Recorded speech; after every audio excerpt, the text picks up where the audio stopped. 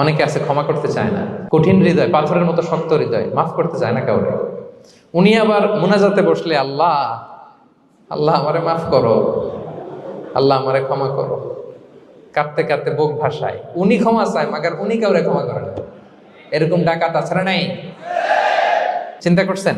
উনি ক্ষমা চায় আল্লাহর কাছে, কিন্তু উনি ক্ষমা করে না। প্রিয় ভাইরা, ক্ষমা করুন। যে ক্ষমা করে সে ক্ষমা পায়।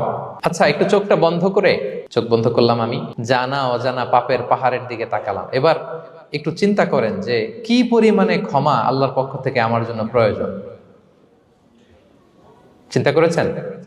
এবার চোখ খুলুন, পাপের পাহাড়ের দিকে একটু তাকান। আপনার আপনার জানা অজানা যে পাপের পাহাড়, তাকান এবং ভাবুন এগুলোর জন্য কি পরিমাণে ক্ষমা আল্লাহর পক্ষ থেকে আপনার দরকার, প্রয়োজন। সেই প্রয়োজনের তাগিদে হলেও ক্ষমা করুন। খেয়াল রাখবেন, যে ক্ষমা করে সে ক্ষমা পায়। যে অন্যকে